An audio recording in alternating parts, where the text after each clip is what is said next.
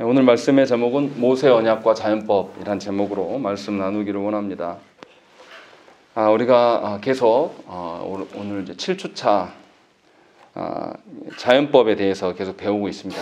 성경 속에 나타난 하나님의 자연법을 배우는데 우리 다시 간략하게 기억을 해보면 하나님께서 창조 때 모든 인류를 하나님의 형상대로 창조하셨습니다. 그래서 모든 존재하는 자들, 기동하는 모든 것들의 근원이 하나님께 있음을 분명히 알려주셨죠. 그래서 인류가 서로를 존중하고 생명의 귀중함의 어떠함을 하나님으로부터 발견해야 된다는 것이죠. 그런데도 불구하고 이 아담과 하와는 하나님으로부터 떠나는 것을 자신의 삶의 방식으로 선택했고 그로 말미암아서 범죄하게 되었습니다. 그리고 아담의 후손들은 다 하나같이 범죄하는 모습들을 이제 보여주는 것이죠. 그래서 하나님께서 홍수로 심판을 하십니다. 다 하나님 언약대로 심판을 하시고 노아의 가족만 살려두시고 이제 노아에게 하나님께서 언약을 주셔요. 이것을 이제 우리가 노아 언약이라고 이야기하는데 이 노아 언약의 특징은 무엇입니까? 사람에게만 허용된 언약이 아니라 하나님께서 모든 피조물들에게 이 언약에 대해서 언급을 하셨다는 것입니다.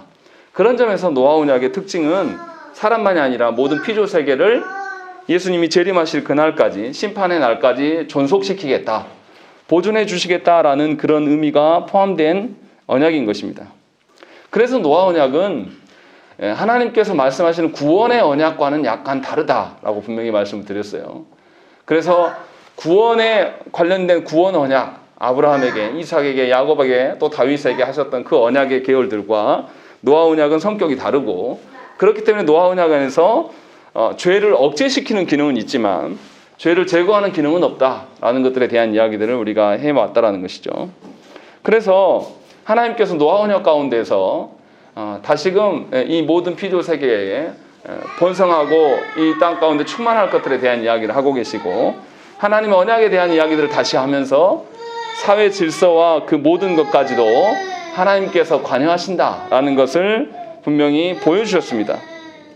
그래서 교회만이 아니라 교회 밖에 있는 국가에까지도 하나님께서 명하신 노아 언약을 다른 말로 하면 자연법이라고 할 수 있는데 이 자연법의 기준으로서 하나님께서 그들을 심판하시고 다스리심을 배웠습니다. 그래서 우리가 다른 본문에서 소돔과 고모라의 멸망을 이야기할 때 어떤 근거로 심판했는가?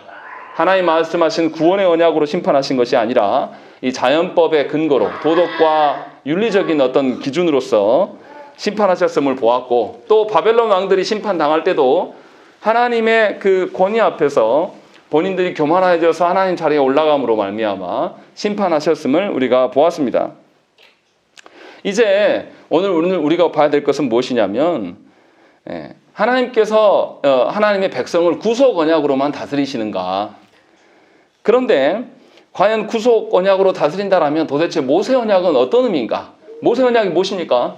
하나님께서 출애굽한 이스라엘 백성들을 가나안 땅으로 바로 인도하신 것이 아니라 시내 산으로 인도하셔서 거기서 주신 언약이에요. 그런데 우리가 잘 생각을 해봐야 됩니다. 왜 모세 언약이 구원에 관련된 것이라고 정확하게 말하기가 어려운 것이냐면 일반적으로 우리가 구원 이야기하면 예수 그리스도로 말미암아 구원받았다라고 이야기해요. 그런데 구약에서의 출애굽 사건을 우리가 예수 그리스도의 구원 사건으로 생각을 합니다. 그래서 출애굽한 날 마지막 날에 6월절 어린 양을 잡아서 그 어린 양이 죽음으로 말미암아서 모든 이스라엘 백성들이 죽음을 건너뛰고 거기 애굽에서부터 이제 나오는 것이죠. 그래서 예수 그리스도를 어린 양이라고 이제 이야기를 합니다. 그래서 예수 그리스도의 그 어떠하심에 근거하여서 구원을 말하는 그때 항상 출애굽 사건을 이야기를 해요. 그러니까 이미 구원은 받은 백성이라고 볼 수 있는 것이죠. 비유를 이야기하면 출애굽한 백성들은. 근데 이 백성들을 구원한 백성들인데 이 백성들을 가나안 땅으로 바로 데려가시면 되는데 바로 데려가시지 않고 시내산으로 끌고 가셔서 그곳에서 분명하게 하나님의 언약을 모세에게 다시 준단 말이에요. 그것이 이제 우리가 흔히 말하는 율법, 십계명, 또 십계명만 주신 것이 아니죠. 그 위에 가나안 땅에서 어떻게 살아갈 것들에 대한 이야기들을 쭉 나열해 주는 것이죠. 그래서 모세 언약이 분명히 존재한다는 것입니다. 그래서 모세 언약은 그럼 우리가 어떻게 볼 것이냐? 구원받은 백성들에게 이 준 언약, 이것을 우리가 이제 어떻게 이해하느냐에 따라서 굉장히 차이가 생기는 것입니다. 자, 그래서 이 모세 언약은 출애굽에도 나오고 레위기에도 나오고 신명기에도 나옵니다. 우리가 지금 사실은 앞에서부터 쭉 봐야 되는데 시간이 없어가지고 신명기 말씀만 봤는데요. 모세 언약을 처음 맺어주시는 장면을 보려면 출애굽기 19장을 보셔야 돼요. 우리 출애굽기 19장 한번 찾아보겠습니다. 출애굽기 19장 1절 보시면 이스라엘 자손이 애굽 땅을 떠난 지 3개월이 되던 날 그날이 시내 광야에 이르니라 라고 되어 있습니다.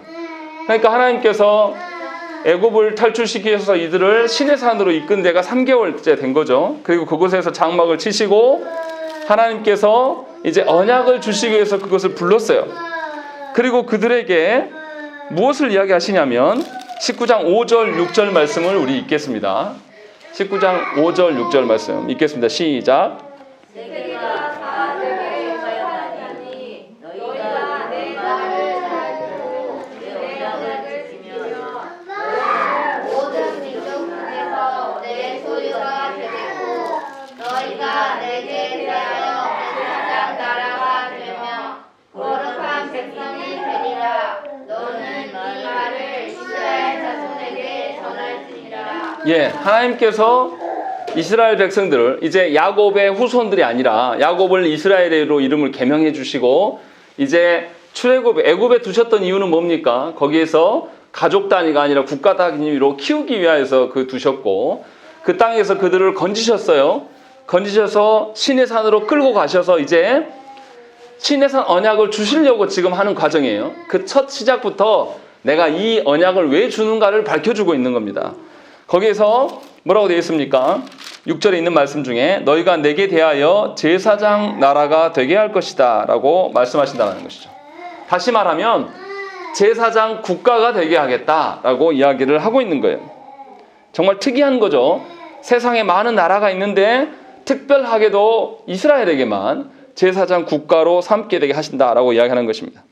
그리고 나서 분명히 그 전제가 뭡니까? 5절 말씀에 세계가 다 내게 속하였나니 너희가 내 말을 잘 듣고 내 언약을 지키면 너희는 모든 민족 중에서 내 소유가 되겠고 라고 돼요. 전제가 뭐냐면 하나님의 언약을 지켜라 라고 하는 것이죠. 그리고 언약의 내용들에 대해서는 뒤에 쭉 이제 알려주시는 것이죠. 그러니까 시내산에서 주는 그 언약의 목적은 뭐냐면 이스라엘을 이제 그냥 애굽에서 노예하는 사람들로 두는 게 아니라 하나님의 제사장 국가가 되게 하겠다라고 지금 이 말을 하고 있는 거예요. 그러니까 모세 언약의 목적은 뭐냐면 하나님이 세우시는 제사장 나라가 되게 하기 위함이라는 것이죠. 여기에서 이제 우리가 이 관점으로 오늘 말씀을 봐야 된다는 것이죠. 그래서 20장부터는 이제 구체적으로 언약이 무엇인가를 구체적으로 주셔요. 20장에 보시면 10계명, 우리가 잘 아는 10계명의 말씀을 주시고 그 뒤로부터 이제 하나님께 제사하는 제사에 관련된 법들, 또 그리고 사람들끼리 하나님 주신 가나안 땅에서 어떻게 살아갈 것인가에 대한 각종 사람들끼리 배상하는 문제들, 또 어떤 소유권에 대한 문제들, 또 폭력이 일어났을 때 종과 관련된 일들, 이런 일들을 쭉 성에 대한 이야기들, 또 그리고 절기에 대한 이야기들, 또 하나님께서 말씀하시는 공평이, 사회의 공평과 질서가 무엇인가, 이런 것을 다 이야기를 하고 있어요. 그렇게 해서 하나님의 언약을 그 백성들에게 주고 계신다라는 것이죠. 그리고 나서 24장에 가서는 뭐 하냐면 하나님께서 이제 언약식을 베풀어요. 언약식을 베풀 때에 짐승의 번제와 소제를, 화목제를 바치게 하시고, 그리고 나서 하나님 앞에서 그 언약의 내용들을 모든 이스라엘 백성들에게 읽어주고 언약을 선포합니다. 그래서 언약을 맺어주심이 이제 나타나 있다는 것입니다. 그래서 분명하게 하나님께서 모세 언약을 주시는 목적이 뭐냐면 제사장 국가를 삼으시겠다라고 말씀하고 있다는 것입니다. 하나님께서 이스라엘만이 아니라 모든 나라를 관장하시고 다스리시는 분이에요. 그래서 19장 5절 말씀에도 분명하게 세계가 다 나에게 속했다라고 먼저 선언하시고 그 중에서도 너희만 특별하게 제사장 국가가 되게 하겠다라고 말씀하신 것이고, 제사장 국가가 되기 위하여서는 지금 이 말씀들, 이 주신 언약들을 지켜야 될 것들에 대한 이야기를 하고 있는 것입니다. 그러니까 이 모세 언약의 의미는 뭐냐면, 모세 언약을 지키면 구원받는다는 개념이 아니에요. 이미 구원받은 백성들에게 지금 이 이야기를 하고 계신다는 것입니다. 그러면 이제 본문을 잠깐 떠나서 우리가 생각을 해봐야 돼요. 일반적으로 국가를 세우려면 우리는 법을 만듭니다. 근데 그 법이 누구와 누구와의 관계를 규정하는 것입니까? 국가의 법은 사람들끼리의 법이에요. 하나님이나 신 관련하지 않아요. 그냥 사람들 간의 상호 간의 어떤 그 질서들을 규정하는 것이 국가의 법이에요. 그래서 그 법에 따라서 사회 질서를 유지하고 사람들끼리의 시시비비를 없애기 위하여서 그 법을 만들어 놓고 또 그대로 실행하고, 그것에 대해서 순종하지 않은 사람은 처벌해요. 반드시 그 법에 대해서 순종하면 합당하게 시민권으로 부여해주고, 순종하지 아니하면 반드시 처벌하는 이 방식으로 국가를 세워나가는 것이죠. 이것이 국가의 모든 개념의 관념이라는 것입니다. 그리고 이러한 처벌에 대해서 하나님께서 이미 노아 언약에서 힌트를 주셨고, 그 노아 언약에 근거하여서 소돔을 처벌하셨고, 바벨론도 그렇게 하나님이 관여하셨음을 우리가 말씀을 통해서 보았다는 것이죠. 그러니까 법의 기준이 있고 그 법을 지키면 시민권이 되는 것이고, 지키지 못하면 분명하게 처벌받는 이런 형식을 보여주셨다는 것입니다. 그래서 고대의 법전을 이 모세 언약을 주었던 그 당시의 법전들의 특징과 하나님 주시는 모세 언약의 차이점이나 비슷한 점이 뭔지 우리가 살펴봐야 돼요. 그 당시보다, 모세 언약보다 더 먼저 있었던 게 뭐냐면 함무라비 법전입니다. 이 함무라비 법전은 사람들끼리의 관계를 기록하고 있어요.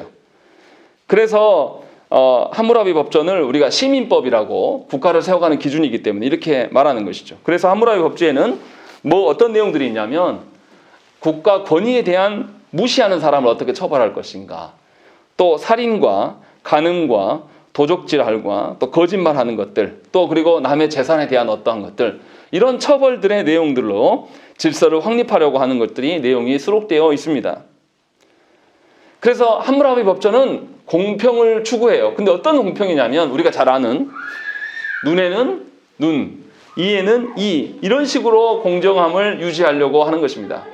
현대인들은 이미 자본의 노예가 되어 있기 때문에 눈을 손상시켜도 어떻게 합니까? 돈의 가치로 환산해서 처리하려고 그래요. 그런데 이것이 지나치면 어떻게 되죠? 우리 영화에서 그런 이야기들 많이 나오잖아요. 아버지를 죽여놓고 난 다음에, 야, 너네 아버지 그래 얼마면 돼, 이렇게 처리하는, 돈으로 처리하는. 근데 사실은 이건 돈으로 처리되지 않아요. 현대인들이 굉장히 돈의 노예가 되어 있기 때문에 돈으로 되는 것이 합당하다고 생각을 하지만 실상은 돈으로 처리되는 것은 아니에요. 그래서 어떻게 보면 함무라비 법전이 굉장히 공정한 법이라고 볼 수가 있어요. 그런데 이 모세 언약에도 이 공정성을 기하려고 예를 쓰는 모습들이 드러나요. 그것에 준하는, 예를 들어서 소를 누가 죽였으면 그것에 합당한 만큼의 계산을 분명히 해서 처리하라고, 공정성을 이제 이렇게 이루려고 예를 쓴다는 것입니다. 그런 모습들이 드러나요. 그런데 이 함무라비 법전과 모세 언약에서 동일한 것이 많이 나타납니다. 어떤 동일한 거냐면 아주 구체적인 이야기들이 나와요.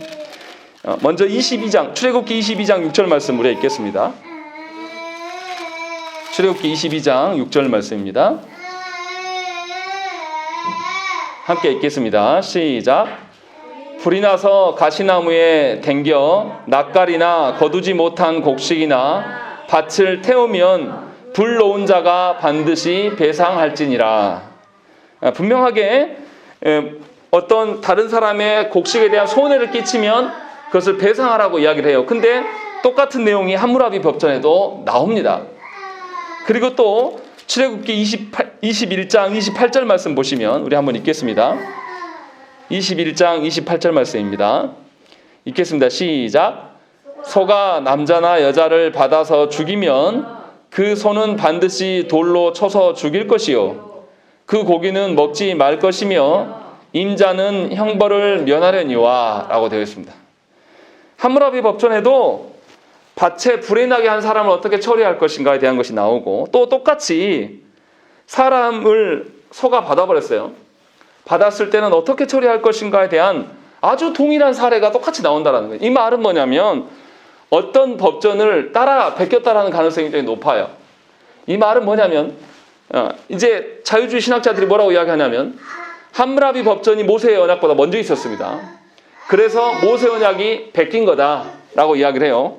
그런데 그것이 아니라 하나님께서는 우리에게 당신의 법을 주실 때에 우리가 잘 알아먹을 수 있는 익숙한 방식으로 주시는 거예요.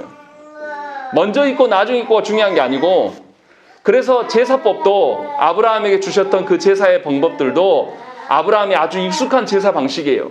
거래할 때 동물의 짐승을 쪼개고 하는 것이 히브리 사람들만 하는 것이 아니라 고대 근동의 모든 사람들이 그런 식으로 언약을 맺으셨어요. 그래서 그 방법으로 하나님이 해주신 겁니다. 그래서 지금 무슨 이야기를 하려고 하는 거냐면 함무라비 법전과 이 모세 언약이 공통점이 있다는 것이죠. 국가를 세우는 측면에서 사람 간의 관계를 언급하는 부분에서는 동일하다는 거예요. 모세 언약에도 보면 배상의 법이라든지 어떤 성적인 부분들이라든지 어떤 사람들께 다툼이 있고 살인이 있을 때 어떻게 처리해야 될까, 사람들끼리의 관계의 어떠함에 대해서 함무라비 법전이 밝히는 것처럼 함무라비 법전도 국가를 세우기 위한 거죠. 모세 언약도 동일하게 그러한 모습들이 나타난다는 것이죠. 그런데도 불구하고 모세 언약은 차이점이 있습니다. 어떤 차이점이 있냐면 모세 언약은 사회적 약자들에 대해서 계속 강조합니다. 함무라비 법전은 그게 없어요. 사회적인 약자에 대한 언급들이 없는데 분명하게 출애굽기 21장 20절 말씀 보시면 제가 읽겠습니다. 사람이 매로 그 남종이나 여종을 쳐서 당장에 죽으면 반드시 형벌을 받으려니와 라고 되어 있습니다.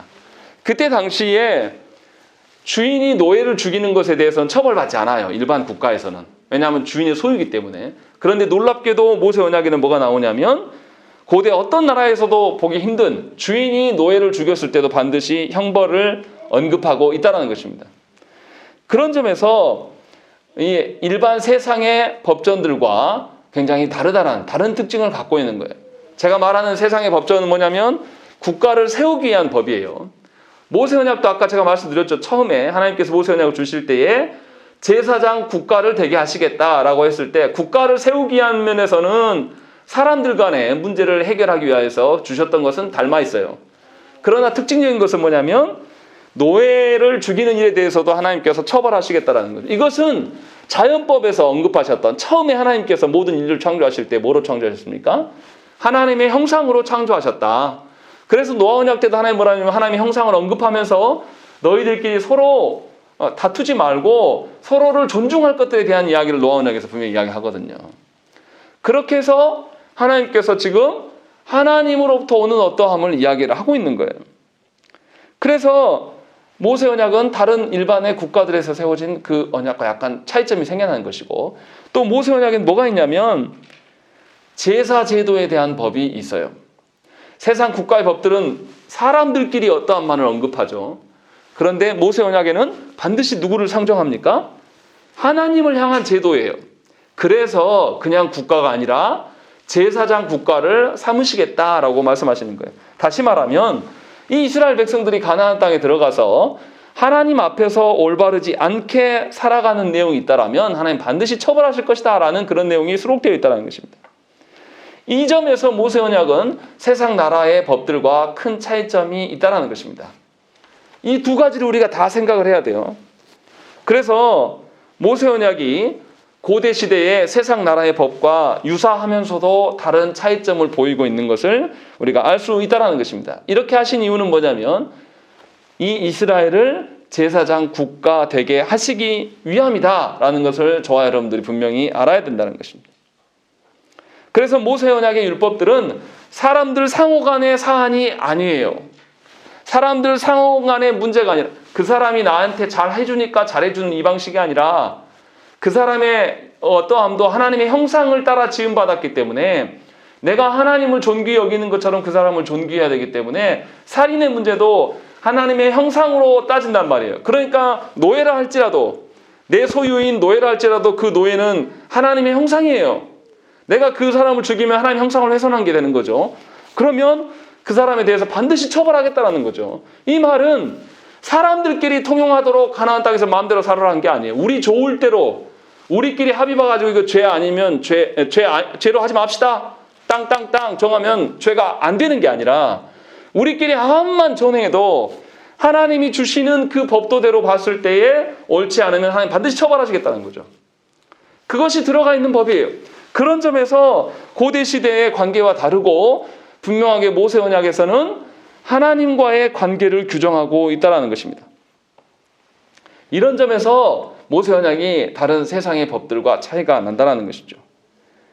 그러나 모세 언약은 하나님께서 주신 구속의 언약과는 약간 차이가 있다는 것을 우리가 기억해야 한다는 것입니다.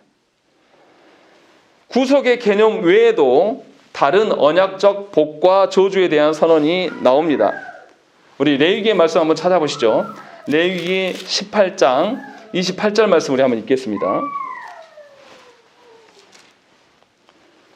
레위기 18장 28절 말씀 우리 함께 읽겠습니다. 구약성경 173페이지 있습니다. 레위기 18장 28절 말씀 읽겠습니다. 시작. 너희도 더럽히면 그 땅이 너희가 있기 전 주민을 토함같이 너희를 토할까 하노라 라고 되어 있습니다. 무슨 말씀입니까? 하나님 땅에서 하나님께서 이스라엘 백성들을 가나안으로 옮기시는데 아브라함의 약속하실 때 잘 생각을 해봐야 돼요. 하나님께서 아브라함에게 땅에 대한 약속을 하십니다. 그런데 지금 당장은 주시지 않겠다라고 그랬어요. 왜 그랬습니까? 아직 가나안 족속들의 죄가 차지 않았다 그랬어요. 그래서 하나님께서 400년 후에 너희 자손들에게 다시 이 땅에 돌아오게 하실 것이고 원래 있었던 가나안 족속들을 내쫓을 것이다. 근데 가나안 족속을 쫓아내는 이유가 뭐냐면 그들의 죄가 관영하였기 때문에 그들의 죄가 이제 처벌받을 만한 수준이 되었기 때문에 하나님이 처벌하시고 그들을 내보내시겠다라고 하는 거죠. 이 말이 뭡니까? 가나안 원주민들이 하나님 앞에서 범죄함으로 말미암아 처벌받는 것처럼 너희들도 마찬가지로 너희들이 아무리 이스라엘 백성이라 할지라도 하나님의 이 언약의 법을 지키지 아니하면 반드시 약속의 땅에서 쫓아낼 것이다 라고 이야기를 하는 거예요. 그렇다고 해서 이스라엘 백성들이 하나님의 언약 백성이 아닌 것은 아니란 말이에요. 무슨 말씀인지 이해되십니까? 가나안 땅에서 벗어났다고 해서 죽는 건 아니에요.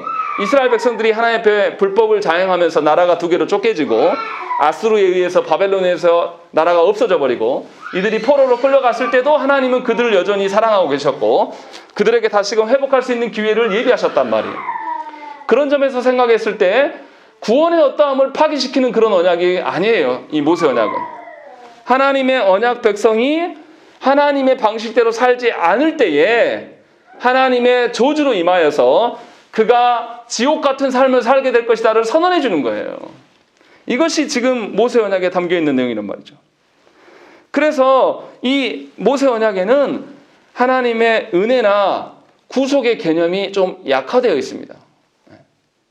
그런 점을 우리가 기억을 해야 한다는 것이죠. 그래서 어떻습니까? 하나님이 말씀하시는 구속의 언약의 개념보다는 약간 다른 개념이다라는 것을 우리가 알아야 되고 또 이제 우리가 다 시간이 없어서 못 읽지만 레위기 18장과 20장에도 이제 계속 그 모세 언약에 대한 기록들이 계속 나옵니다. 그런데 뭐가 나오냐면 18장과 20장은 사람의 성범죄에 대해서 이야기를 밝힙니다.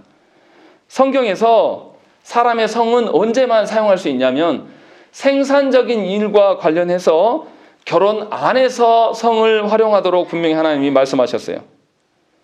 그런데 이를 벗어나게 되면 하나님 반드시 처벌하시겠다라고 말씀하셔요. 죽이겠다라고 말씀하시죠. 그래서 레위기 20장에 10절에 보면 성폭행에 대한 이야기가 나와요. 또 20장 16절에 짐승과 성행위 하는 것들 이거 반드시 죽일 것이다 말씀하시고 또 레위기 20장 11절 12절에 보시면 근친상간에 대한 그런 것들이 나옵니다. 그렇게 해서 반드시 하나님께서 죽이겠다고 말씀하신다는 것입니다. 그래서 우리가 한 절만 보시죠. 레위기 18장 5절 말씀 한번 읽겠습니다. 레위기 18장 5절 말씀 읽겠습니다. 시작. 너희는 내 규례와 법도를 지키라. 사람이 이를 행하면 그로 말미암아 살리라. 나는 여호와이니라 라고 되어 있습니다. 레위기 18장 5절에는 불순종에 대해서 용서하실 것이라는 말씀이 없습니다. 순종에 대해서는 분명히 생명, 불순종에 대해서는 백성에게서 끊어짐과 영토에서 추방됨을 분명하게 우리에게 보여주고 있다는 것입니다. 즉 모세 언약에는 구속적 차원이 아니라 구속받은 자들의 삶의 방식을 이야기하고 있음을 우리가 알 수 있다는 것입니다. 이런 추방의 개념이 어디에 나옵니까? 이미 모세 언약을 이야기하기 전에 하나님의 언약을 주셨는데 거기대로 순종하지 않아서 추방당한 사람이 있죠. 누굽니까? 아담과 하와가 하나님 주시는 선악과 언약을 어김으로 말미암아서 그들이 에덴에서 추방되었던 경험이 분명히 있어요. 그러나 하나님께서는 그들을 완전히 죽음 가운데 두시지 아니하고 그들에게 그리스도에 대한, 예수 그리스도에 대한 소망을 부여주셔서 구원의 길을 열어놓으셨다는 거죠.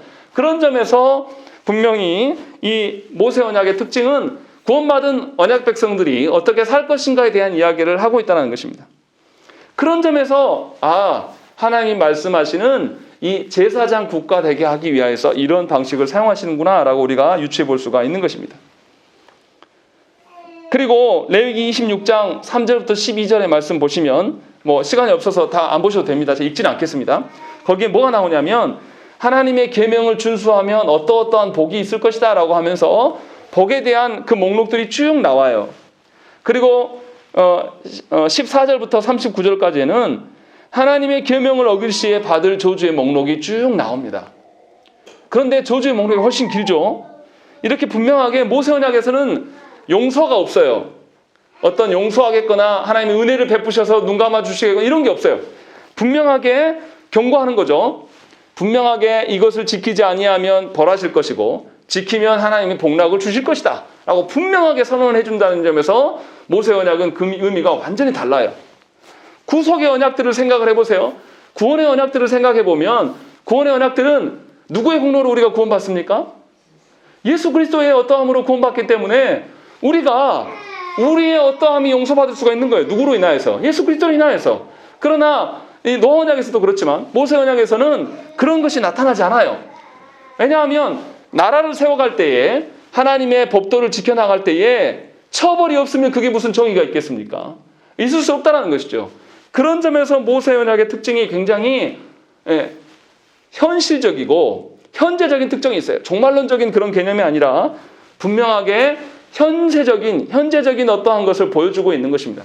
그래서 세상적 복의 어떠함, 하나님의 그 말씀대로 살았을 때에 세상의 복락을 어떻게 누릴 수 있는 것인가를 분명하게 모세서에서 보여준단 말이죠. 그리고 또 하나님 앞에서 불순종하였을 때 그 사람이 하나님의 돌보심과 하나님의 온유함이 없어서 얼마나 결핍된 삶을 살아갈 수 있는가를 또 보여주시는 것이 모세 언약의 특징이에요. 이것이 우리의 관념으로 신자들이 신앙생활을 해나갈 때 똑같이 적용할 수가 있는 것이죠. 신자들이 신앙생활을 할 때 어떻습니까? 하나님의 은혜 없이는 살 수가 없어요. 그런데 한국교회 성도들은 하나님의 은혜 없이도 잘 산다고 생각을 하는 거죠. 이 시대가 부유하기 때문에 부유함으로 잘 사는 것처럼 말하지만 실상에 하나님이 주시는 은혜와 평강 가운데 살아가는 가정은 그리 많지 않습니다. 제가 사역하는 집집마다의 상황들을 하나씩 잘 모를 때는 다 잘 살아 보여요. 그런데 하나씩 자세히 이렇게 떠들어 보면 집집마다 신방하고 그들의 고통이 뭔지를 다 들어보면 부유하기는 다 하나같이 부유해요. 밥 못 먹는 사람 없었습니다. 그런데 이 고달픔이 이루 말로 할 수가 없을 정도로 다 고달파요. 왜 그렇습니까? 하나님이 주시는 하나님의 돌보심과 하나님의 평안이 없어요. 왜냐하면 하나님의 말씀과 무관하게 살거든요. 이 하나님이 주시는 모세 언약을 통하여서 우리가 제사장 나라가 되게끔 하나님 하시려고 우리를 부르셨어요. 예수님께서도 우리를 향하여서 뭐라니까 우리 대제사장인 예수 그리스도께서 우리를 제사장 나라 되게 하시겠다라고 분명히 밝히시거든요. 그런데 놀랍게도 믿는 자들이 하나님의 법도대로 살지 않아요. 그래서 하나님이 주시는 복을 못 누립니다. 그러니까 하나님의 복을 못 누리니까 다른 복이라도 대체해야 되지 않겠습니까? 그래서 가져온 것이 세상의 복이에요. 그것을 기복주의라고 이야기하지 않습니까? 그래서 교회 와서도 뭐냐면 돈을 위하여서 기도하는 거예요. 그래서 교회 와서도 뭐냐면 하나님 나라의 영광보다도 자기의 건강을 위해서 기도하는 것이고 교회 와서도 하나님의 어떠함을 위한 게 아니라 자녀들을 위하여서 자녀가 이 땅에서 군림하고 높은 자리에 서는 것 이것이 목적이 되어서 우리가 기도한단 말이죠. 왜 이렇게 돼버렸습니까? 지금 모세 언약에 근거해서 삶이 없기 때문에 모세 언약에서 말씀하시는 그 말씀에 순종하여서 살아가는 그 복락이 무엇인지를 우리가 현재적으로 누리지 못하기 때문에 그것에 대한 것들 갈증과 그 결핍을 엉뚱한 거에서 끌어오는 구조로 가져간단 말이죠. 그래서 예수 믿어도 대형교회 가서도 믿고 싶은 거예요. 그래서 예수를 믿어도 세상에서 잘나고 싶은 것이고, 그래서 예수를 믿어도 해외여행 가야 되는 것이고, 예수 믿어서 넓은 평수의 집에 살아가야지 하나님의 복이라고 이야기한다는 것이죠. 이것은 하나님께서 주시는 복과 전혀 상관없는 복이에요. 하나님이 주시는 그 돌보심은 그런 개념이 아니라는 것이죠. 그런 점에서 모세 언약은 우리에게 아주 큰 영향을 주고 있다는 것입니다. 저와 여러분들이 신자답지 못하게 신자로서 당연히 누려야 될 하나님의 은혜에 대해서 못 누리고 있다는 것은 심각한 병이에요. 그런 점에서 조국교회는 말기암에 걸린 환자들이 득실득실한 거죠. 하나님 주시는 복으로 살아가는 것이 아니에요. 여전히 세상에 어떠함이 결핍이 생기면 그것을 못 견디는 것입니다. 그리고 거기에서 방황해요. 진짜 하나님 복이 있는 건가? 하나님 복도 복이지만 일단 내 일이 좀 되고 봐야 되지 않겠는가? 하나님 복도 복이지만 내 자녀가 서울대 가야 되지 않겠는가? 이런 생각에 휘말려서 살아간단 말이죠. 그래서 늘 아리송해요. 하나님 말씀대로 살라고 고면하면 다 하나같이 그렇게 살아야 되는데요 라고 이야기를 하지만 실상은 선택해야 될 상황이 오면 어떻습니까? 불안증이 생기는 거죠. 우리 아이 학원 안 보내면 다른 아이들은 무슨 학원 막 학원으로 뺑뺑뺑 돌리는데 우리는 돈도 없고 이거 불안한 거죠. 그렇게 살아가는 거예요. 그러니까 정작 아이들에게 하나님의 말씀에 대한 가르쳐 본 기억이 없어요. 강연은 한 적이 있으나 하나님의 말씀에 대한 어떠한 것들이 꽃피우지 못하는 거예요. 우리도 안 되고 자녀들도 안 되는 악순환의 역할들이 계속 나와요. 그러니까 예배당에 나오면 목사로서 너무 미안해요. 빨리 끝내줬으면 좋겠는데 너무 죽을 몸으로 오거든요. 예배당 오면서 정말 기쁨에 넘쳐서 예배당 오는 발걸음이 가볍고 하나님과 만나는 안식을 통해서 어떤 것이 드러나야 될 텐데 그런 분들이 보기가 힘들다라는 것입니다. 이것이 모세 언약의 영향하에 있다는 것을 저와 여러분들 분명히 알아야 한다는 것입니다. 분명히 하나님께서 이 이야기를 우리에게 말씀을 통해서 이야기를 하신다는 것이고, 자 이제 마지막으로 오늘 본문 신명기 4장의 말씀을 보겠습니다. 신명기 4장 말씀 보시면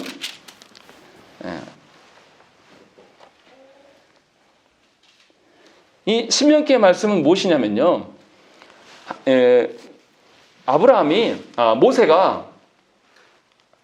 모세가 이스라엘 백성들을 이제 이끌고 가나안 동편으로 갔어요. 이제 가서 가나안 땅을 바라보고 있는 시점입니다. 그런데 하나님께서 신명기 시작할 때 뭐라고 합니까? 이 모세가 분노한 일들로 인하여서 모세는 가나안 땅에 들어갈 수 없다라고 말씀하셔요. 그리고 모세는 가나안 땅에 들어가지 못하고 죽습니다. 죽기 직전에 가나안 땅을 앞두고 다시금 하나님께 받은 말씀을 시내 산에서 받았던 그 하나님의 언약에 대해서 4장부터 설교하면서 너희들이 가나안 땅에서 이것을 지켜야 된다라고 하면서 하나님의 모세 언약을 다시금 정리해주는 말씀이에요. 그래서 신명기의 말씀은 굉장히 중요한 거죠. 모세 언약을 모세가 다시 어떻게 해석해서 우리에게 주기 때문에 너무나 귀중한 말씀이에요. 그때 무슨 말씀합니까? 1절부터 5절에서 하나님께서 주신 규례와 법도를 가나안 땅에서 반드시 지켜야 할 것을 당부하고 있습니다. 그렇지 않고 하나님이 아닌 바알 부호를 따라 살았던 자들이 결국은 멸망당했음을 하나님께서 모세가 설교를 통해서 이를 보여주고 있는 것입니다. 그래서 하나님의 심판이 있을 수 있다. 하나님의 말씀에 순종하지 아니한 자들에게 심판이 임할 것이다 라는 것을 분명하게 알린다는 것입니다. 그리고 나서 6절부터 8절이 굉장히 중요합니다. 6절 말씀 우리 한번 읽겠습니다. 6절 읽겠습니다. 시작. 너희는 지켜 행하라. 이것이 여러 민족 앞에서 너희의 지혜요 너희의 지식이라. 그들이 이 모든 길을 듣고 이르기를 이 큰 나라 사람은 과연 지혜와 지식이 있는 백성이로다. 6절에서 무슨 이야기를 하냐면 너희는 지켜 행하라. 이것이 여러 민족 앞에서 너희의 지혜요 너희의 지식이다 라고 이야기를 하고 있습니다. 분명하게 이 모세 언약이 이스라엘만 연계되어 있다라고 말하지 않습니다. 하나님 뭐라고 하십니까? 이스라엘 당사자만이 아니라 이방 나라들도 너희를 보게 될 것이다. 뭐로? 이 모세 언약을 지킴으로 말미암아서 이방 나라들이 너희들 보면서 아, 이스라엘은 참 지혜와 지식이 있는 자들이구나 라고 알게 된다라고 이야기를 하고 있는 거예요. 그러니까 이 모세 언약은 분명하게 이방 나라들에게 예수를 믿는 사람들이, 하나님의 자녀들, 언약 백성들이 어떠한 힘으로 살아가고 있는가를 증명할 수 있는 언약인 거예요. 그것이 하나님께서 우리에게 주신 모세 언약의 개념이라는 것입니다. 분명하게 구속 언약에 대해서 이 이방 나라들은 알지 못해요. 예수 그리스도를 알지 못하고 이스라엘 백성들이 믿는 여호와가 누군지도 잘 모릅니다. 그냥 가나안 땅에 살고 있는 그 나라의 한 나라로 보는 거죠. 그런데 모르는 그들이 모세 언약을 지키는 너희들을 보면서 쟤네들이 진짜 지혜 있는 자들이다. 쟤네들이 진짜 지식이 있는 자다라고 하면서 그 뒤에 뭐라고 합니까? 그들이 이 모든 규례를 듣고 이르기를 이 큰 나라 사람은 과연 지혜와 지식이 있는 백성이로다. 이렇게 말할 거라는 거죠. 그러니까 모세 언약을 우리가 잘 지키고 살아가면 이스라엘 백성들이 현재적인 하나님의 돌보심과 보호하심 속에서 강건해진 건 당연한 것이고 세상에 하나님을 알지 못하는 자들까지도 이 모세 언약을 지키는 사람들을 통하여서 하나님의 능력이 무엇인가를 보게 된다라는 것을 지금 분명하게 말하고 있다는 것입니다. 그리고 7절에 뭐라고 합니까? 우리 하나님 여호와께서 우리가 그에게 기도할 때마다 우리에게 가까이 하심과 같이 그 신이 가까이 함을 얻은 큰 나라가 어디 있느냐? 이 말을 또 하는 거예요. 와, 저들은 하나님이 함께 하시고 이것을 누리고 살고 있구나라는 것들을 우리도 누리고 세상 사람들도 알게 된다. 지금 그 이야기를 하고 있는 것이죠. 그리고 8절에 오늘 내가 너희에게 선포하는 이 율법과 같이 그 규례와 법도가 공의로운 큰 나라가 어디 있느냐라는 것이죠. 하나님께서 다른 모든 나라를 그냥 나라로 삼으셨지만 우리는 제사장 나라를 삼게 하셔서 우리가 하나님 앞에 회개하고 하나님이 주신 말씀대로 살아갈 때에 우리 사회는 하나님이 주시는 질서로 이루어지는 사회. 하나님께서 가나안 땅에서 뭐 하지 말라고 그랬습니까? 말뚝을 옮기지 말라고 그랬어요. 부동산 투기하지 말라고 분명히 하나님 말씀하셨단 말이에요. 이 나라가 부동산 투기만 없어도 어떡하겠습니까? 젊은이들이 결혼 포기하지 않을 거예요. 그런데 서울에서 집 하나 구하려면 30평대 얻으려면 어떻습니까? 9억 10억이에요. 더 나간지도 모르겠습니다. 언제 벌어서 그거 봅니까? 그런데 우리나라가 그래요. 기독교인들이 그렇게 많다고 하는데도 전부 그렇게 살아간단 말이죠. 그냥 부동산 투기하는 거 당연한 겁니다. 누구나 다 그렇게 하고 싶은 거예요. 그런데 분명하게 하나님께서 그리스도인들만이라도 그 일에 대해서 정직하게 그렇게 하는 일에 대해서 멈추게 한다라면 하나님의 나라의 질서가 무엇인지를 우리를 통해서 보여주시겠다고 분명히 말씀하신 거예요. 그래서 우리의 선배들은 이런 고민들을 많이 했습니다. 우리 한국교회가 진보 좌파하면서 막 욕하는데 이미 미국에 있는 그리스도인들 중에 몇몇은 이 명석한 머리로 이 경제와 이 부동산에 대해서 이미 다 100년 전에 이미 다 글로 써놨어요. 그렇게 투기하게 될 때 어떤 일들이 일어날 것인가에 대한 것들을 다 보여줬어요. 기독교인이에요. 그 사람이 하나님 나라의 어떠함을 구현시키려고 본인이 엄청난 공부와 연구해서 그러한 것들을 글로 다 남겨놓은 것이죠. 근데 우리가 그걸 보지를 못해요. 관심이 없는 거죠. 그러나 분명하게 하나님께서 이렇게 우리에게 이 모세 언약을 지켜 행함으로 말미암아서 우리 안에 진정한 지식과 지혜가 무엇인지를 우리에게 알리게 하시고 또 세상 나라 가운데 보이게 하시겠다라고 분명히 말씀하셨다라는 것입니다. 그런 점에서 저와 여러분들이 하나님 나라를 이뤄가는 것은 이 모세 언약에 근거해서 살아가야 된다는 것입니다. 다시 말하면 하나님 나라 백성들의 책무가 이렇게 막중한 거예요. 우리나라에 공의가 없고 우리나라에 부조리가 가득하고 왜 이렇게 됐습니까? 저와 여러분들이 예수를 믿는다고 하면서도 하나님의 말씀에 근거한 복이 무엇인가를 드러내지 못했어요. 다 우리의 책임입니다. 분명하게 오늘 말씀에서 그 이야기를 하는 거예요. 너희는 이 말씀을 지켜 행하라. 그래야 할 때 여러 민족이 너희를 통하여서 지혜와 지식이 너희에게 있다. 그들에게 있다라고 말하게 될 것이다. 라고 하나님 분명하게 우리에게 말씀하셨다는 것입니다. 그런데도 우리는 이 하나님의 법도대로 살아가는 데 있어서 굉장히 취약합니다. 우리는 뭐만 하려고 그러냐면 잘못한 사람을 비난하고 그 사람만 없어지면 될 것처럼 생각을 한단 말이에요. 사회적인 개혁이 그 사회적인 자리에 가서 개혁도 해야 되겠지만 그것보다 더 중요한 것이 하나님의 주신 말씀대로 우리가 순종하면서 살아가야 되는 거예요. 그것이 우리 자녀들에게, 우리 후손들에게 주는 유산이에요.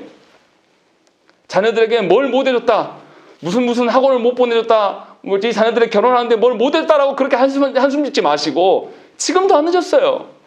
하나님이 주시는 그 말씀 안에서 우리가 돌이킬 때에 그 말씀대로 살아갈 때 우리 어머니, 우리 아버지는 돈이 없고 나에게 물질적인 어떤 것을 해주신 것은 없으나 하나님 안에서 말씀대로 부여잡고 살았을 때에 없는 속에서도 하나님이 우리 가정을 지켜오셨으면 자녀들이 다 보고 안단 말이에요. 전혀 다른 질서, 세상에서는 아무도 알지 못하는, 소유하지 않았음에도 불구하고 이 가정이 지탱되어지고 놀랍게도 하나님이 주신 지혜로 말미암아 내가 살아갈 수 있음을 우리 자녀들은 보게 해야 될 거 아닙니까? 지금 그 이야기를 하고 있는 거예요. 그래서 저와 여러분들이 분명히 알아야 된단 말이죠. 이 모세 언약을 통해서 하나님이 우리에게 주시는 것이 뭡니까? 이 하나님의 미리 택하신 언약 백성들은 우리 영혼만 감당해야 될 사람들이 아니에요. 분명히 제사장, 국가를 하나님 되게 하시겠다라고 말씀하셨단 말이에요. 그러니까 저와 여러분들이 살아갈 때에 무거운 책임감을 가지셔야 돼요. 우리 가정 안에서 회심자가 나타나지 않고 나만 믿고 있다. 여러분들 책임입니다. 여러분들의 삶에서 하나님의 어떠함을 드러내지 못하기 때문에 말로 한다고 해서 그 영혼이 바뀝니까? 그랬으면 저는 바뀐 사람 얼마나 많이 봐야 되겠습니까? 얼마나 많이 설교를 했는데. 그렇게 바뀌는 게 아니에요. 정말로 우리가 무엇을 위해서 기도해야 되겠습니까?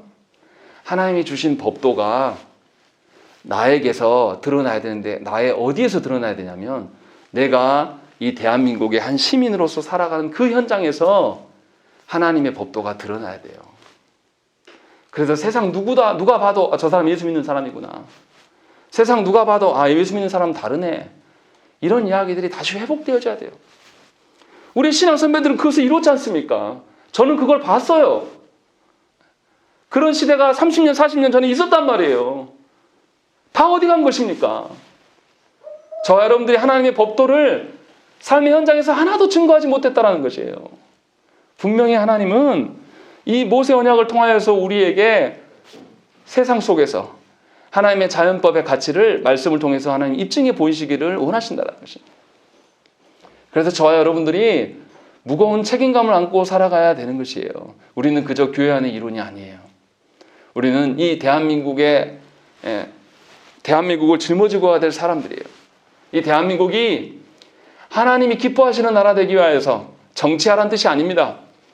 우리가 살아가는 현장에서 하나님 나라 말씀대로 살아갈 때에 하나님이 복 주심을 세상 가운데 드러내면서 살아가야 돼요. 이 복은 세상적인 물질의 복이나 건강의 복이나 사람 관계의 복이나 이런 복이 아니에요.